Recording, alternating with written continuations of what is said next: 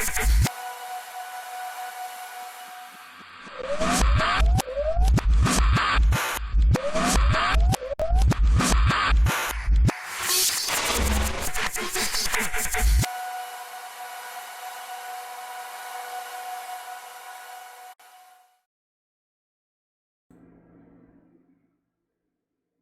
right.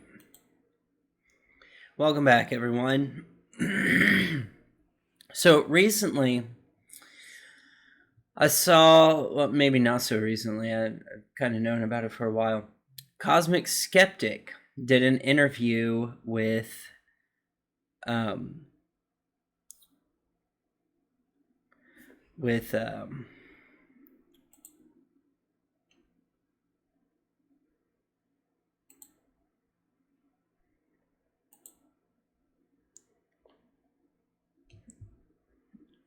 David Benatar. That's right. Okay.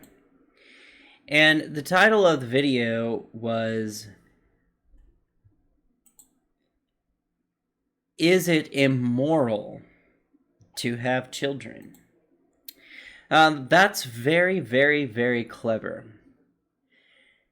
but not clever enough. This is shifting the argument and trying to pose it as some sort of moral argument. Unfortunately, though, I don't think the antinatalist nihilists are trying to make a moral argument at all.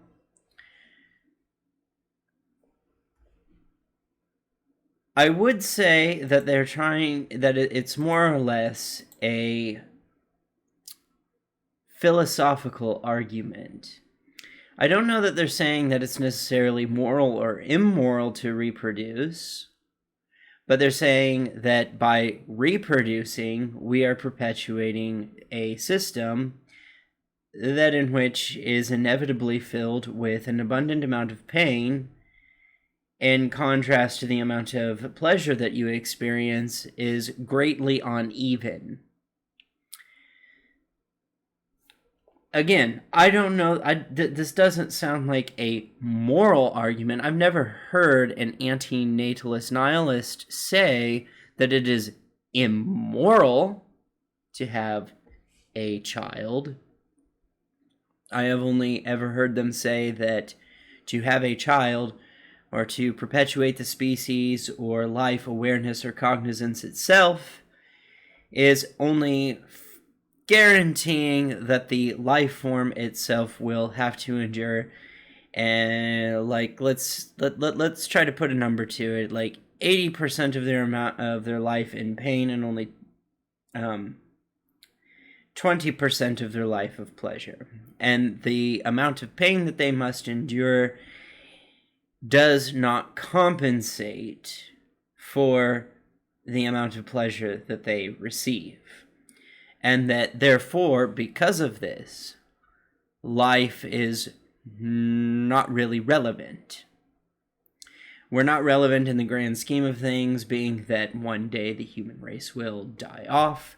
So the idea of perpetuating the species for some kind of goal further off in the future is irrelevant, because we will not exist.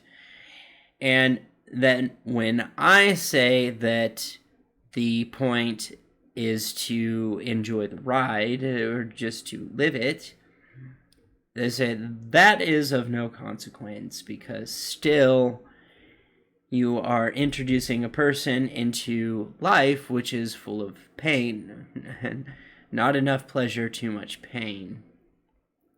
And it's not worth it. That's not a moral argument. That's not an argument of saying something like, I don't want to be murdered, therefore I think it's justified in saying we should not murder each other.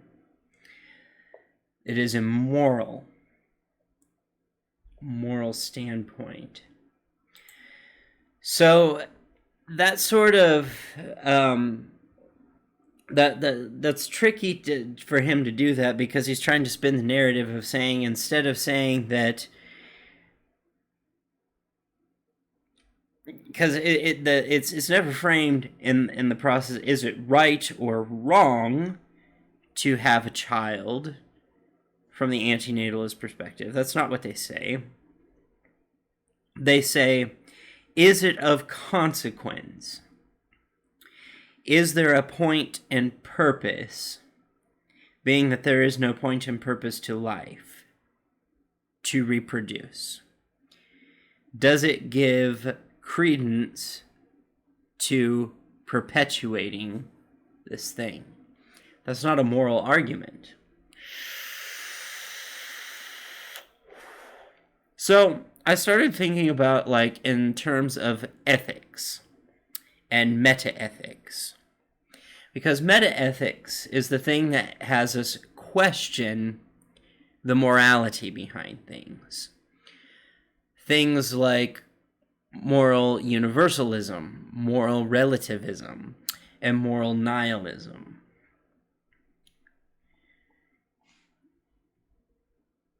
And I could say, from a moral nihilistic perspective,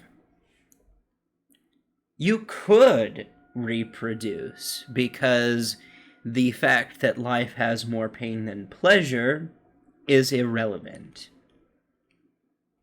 Because there is, under moral nihilism, there is no definitive difference, but there is no right or wrong. Nothing is intrinsically right or wrong. Under moral relativism, though, which is what I subscribe to, it's a nihilist or anti-theistic position that says moral judgments have their origin either in societal or individual standards. And I've broken that into a macro and micro level. And if you want to see that video, go back and look at it.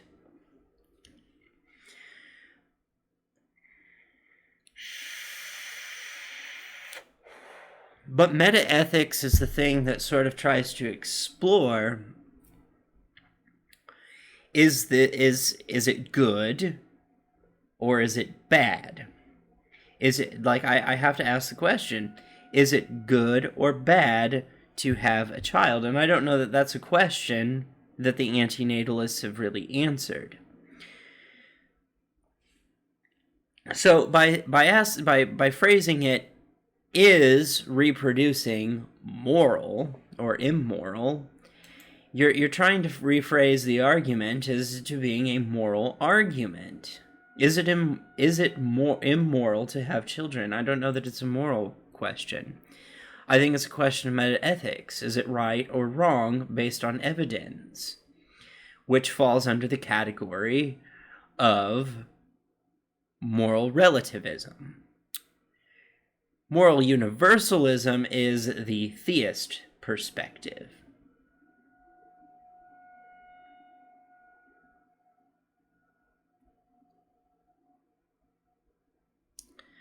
I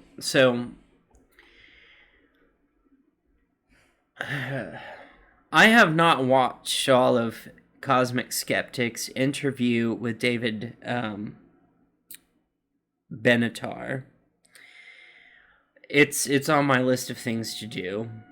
I wanted to put out videos because I get really bored if I don't. So I want to do it. In the description, I will leave a video to carnades.org where he has a video about ethics versus metaethics, and he has a video about the different scales of nihilism as well, and I find that to be very interesting. So I'll leave those, as well as CosmicSkeptic's interview with David Benatar, and a few other links to the definitions of metaphysics and metaethics.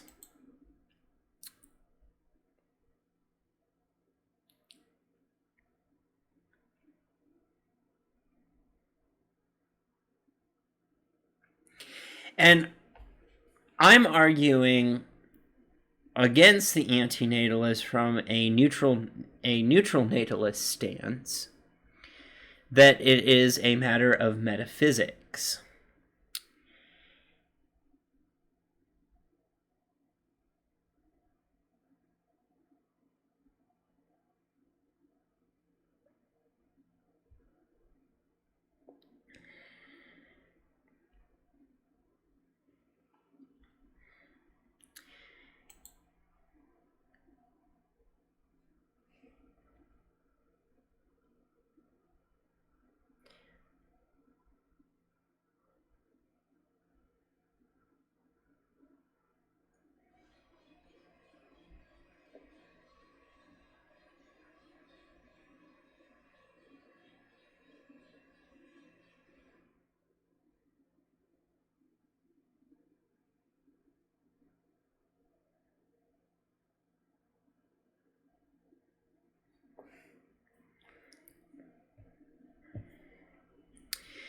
And the reason why I say that it's of metaphysics is because metaphysics has more to do with something that is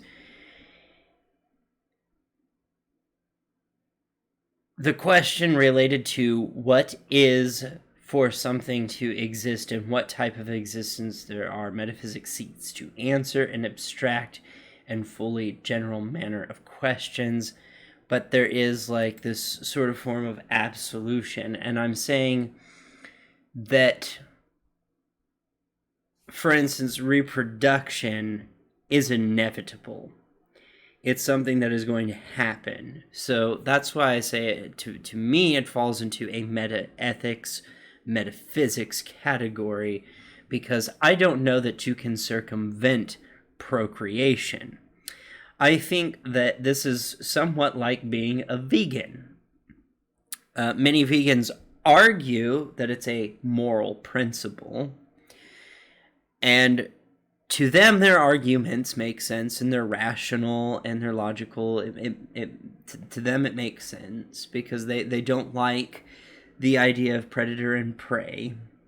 They don't like, and I actually identify with that, I understand, but this is the nature of the universe. Can it be circumvented? Can you feed a cat a vegetarian diet? And the answer to that is no, you can't. It'll die. It'll become extremely sick, unhealthy, and die. And I have argued that a procreation is not necessarily something that can possibly be escaped. That procreation is a part of something that is like I said, that we're random events, the causality of random events. And I have argued that that is the state of existence for humankind and why we're here.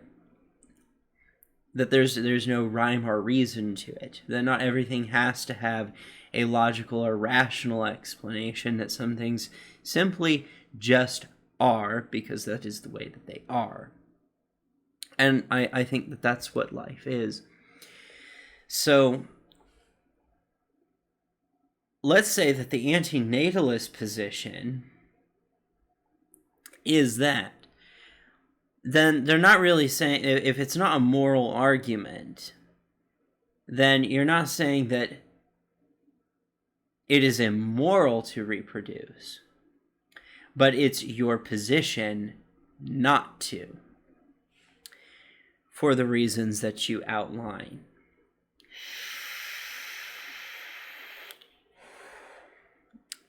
It's a very interesting position to take.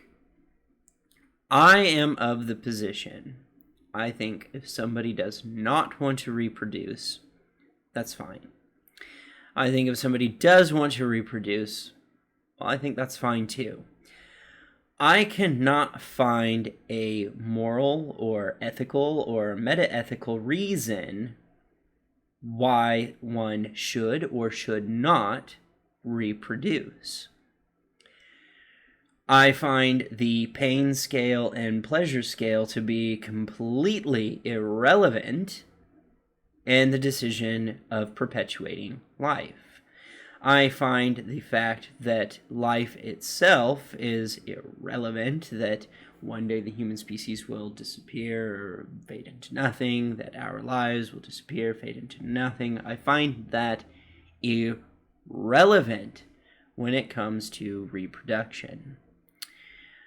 I think it is a natural function, is a part of the natural world. It is just what our species does. Why we do it is, well, because that's what we do. It's like, why do bacteria self-replicate? I don't know that you will find a logical explanation for that. It is the cause of random events that perpetuate bacteria to self-replicate. There is no logical thought process there. It's just what they do. Why does the sun keep colliding, what is it? Helium and hydrogen atoms together to create this giant nuclear star that we see in the sky?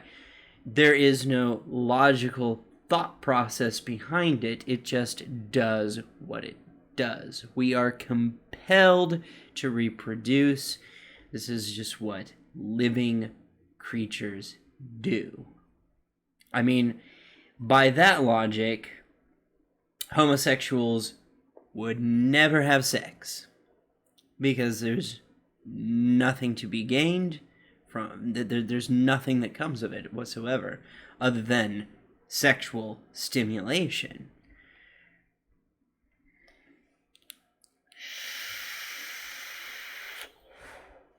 So that there well, I don't know. That there entails that, I mean, there is more to sex than reproduction, which there is.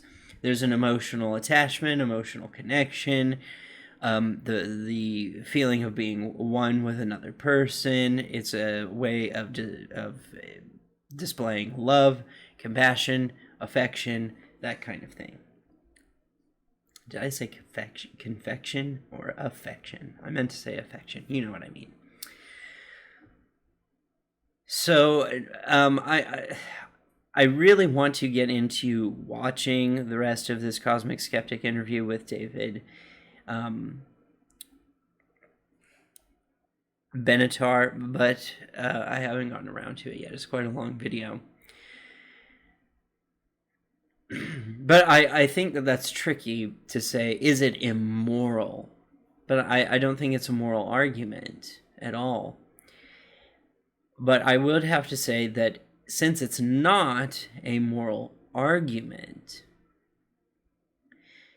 it's not saying what we ought to do, or I think is probably saying what we ought not do.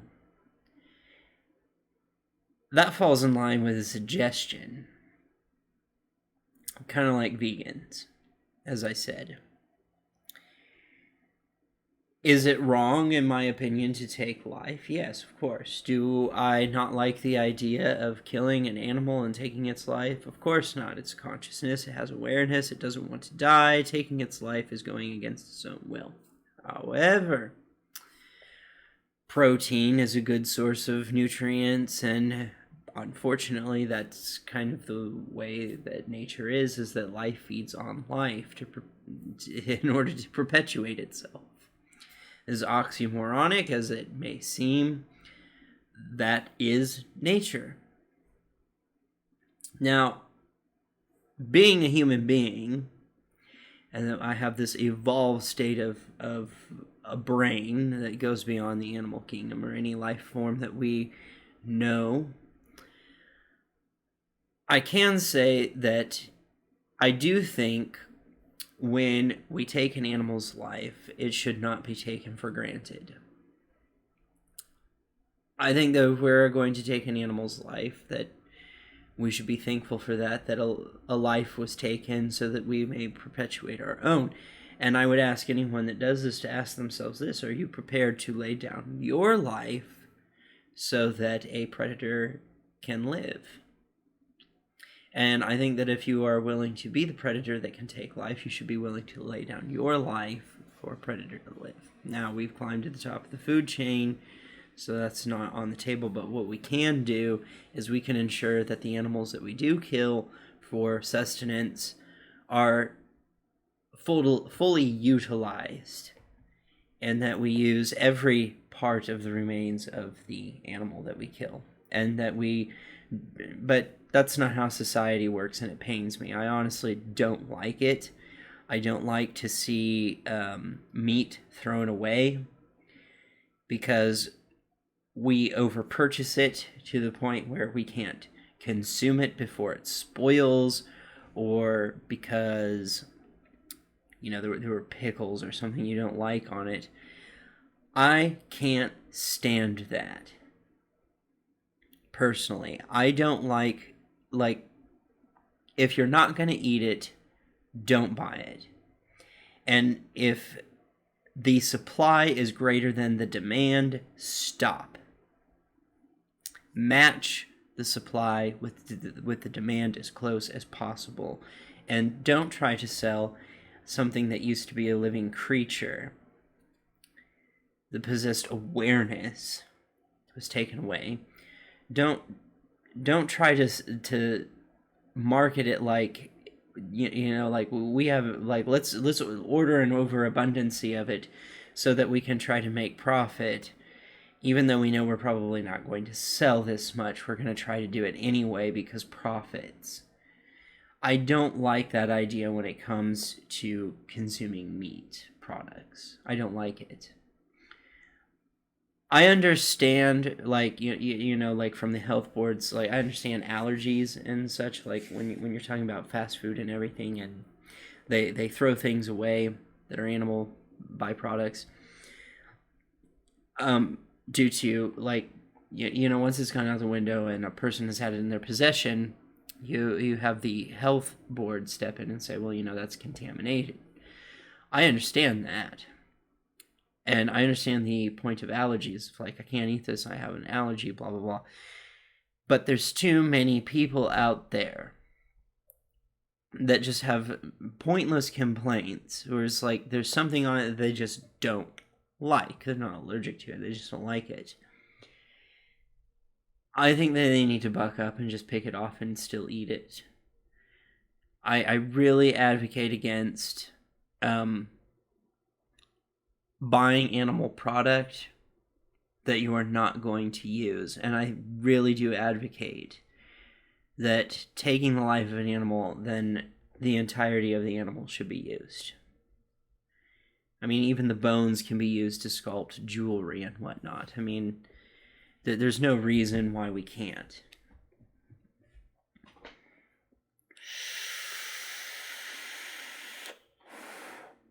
That's why I have a lot of respect for game hunters, because quite often they do eat the entirety of the animal and even incorporate the bones into types of art or tools or something that they can use. So I have a lot of respect for that. I don't have respect for, like, we figured we were only going to sell, like last year, let's say you're a company that sells meat products. Last year, we only sold 500 packages of hot dogs. So this year we're going to double that to 1,000 packages, because we have a goal and we want to sell more so we can make more profit. And then like, since they doubled it, let's say that we sold only 100 more, so then that's 300 that go to waste. That was completely unnecessary. And I think that people in Western civilizations need to realize we don't need to eat meat as often as we do. It probably should not be mass-produced the way that it is. I can't do anything about that, though. I can only offer the argument.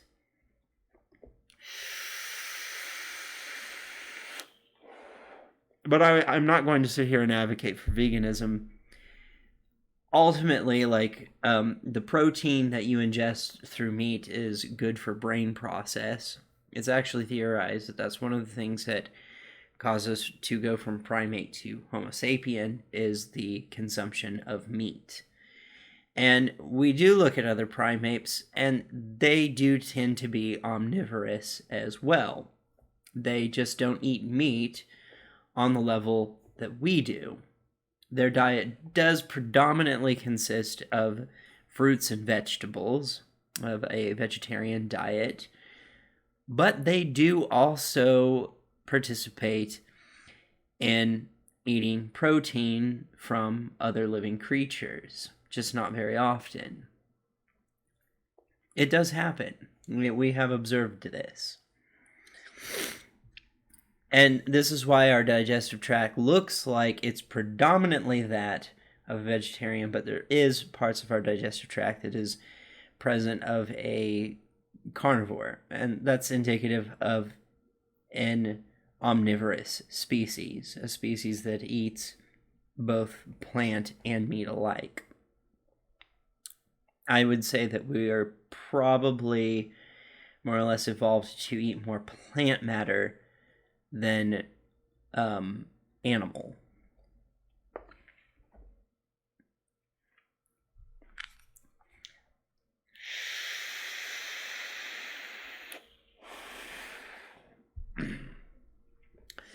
But the reason why I brought it to the metaethics and metaphysics is because, as I said, it's, to me, a procreation is something that is intrinsic to life itself. It's just something that life does. You're like, I don't think that there's a thought process behind any animal in the animal kingdom upon reproduction.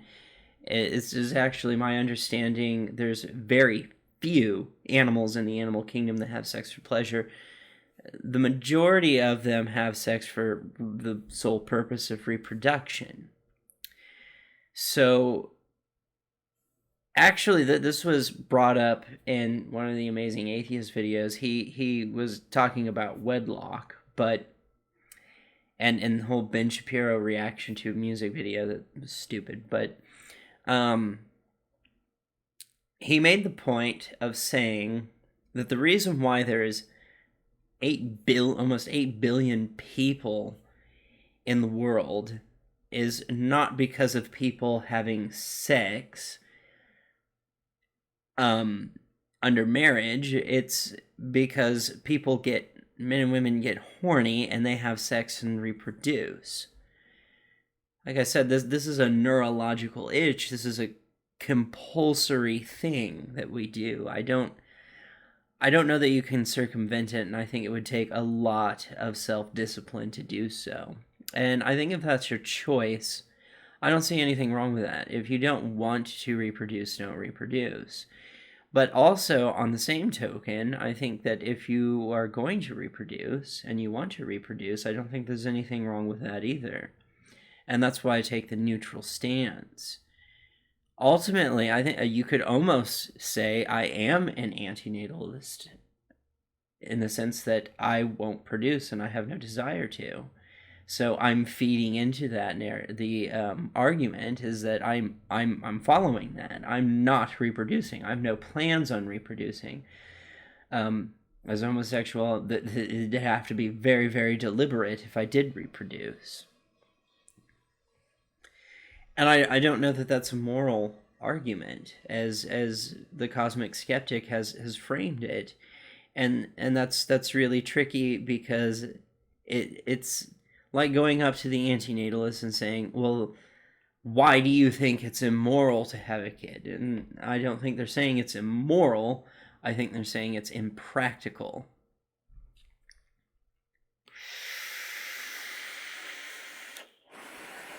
Or that it's meaningless. So, a nihilist standpoint. There is that everything is nothing, nothing is everything, including having children. It's nothing. It means nothing. There is irrelevant. It is pointless. There is no reason to do it. To some people, there is reason. And some people having a child brings joy into their life, they say. I don't know. I take joy out of hedonism. Yes, I do participate in hedonism. Not all the time. I think hedonism needs to be heavily moderated and taken with a lot of responsibility. So,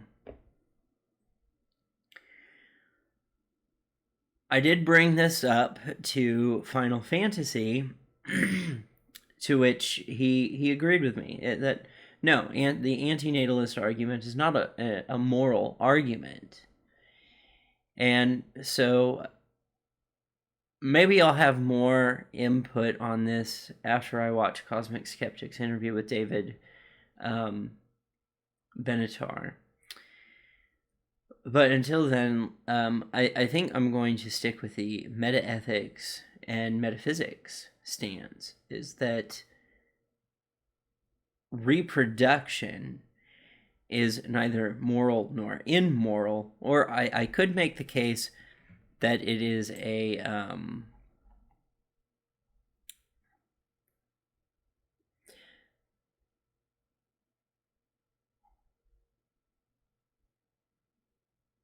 moral nihilist, that I'm making a moral nihilistic stance to reproduction. That is neither good, is inherently neither good nor bad. That it's just something that is a part of life itself. And I'm not sure that it can be avoided.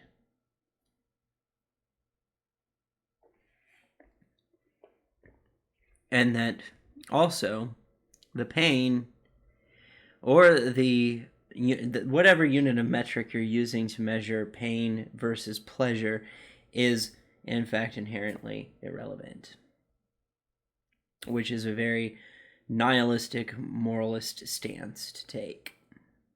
Generally speaking, though, I am not a nihilist a moralist nihilist. Generally speaking, I am a moral relativist. So let me know what you think in the comments section below. Like, share, subscribe, hit the bell button on any channel you are subscribed to, and support choices and not one's ability to impose one's will on others against their own will.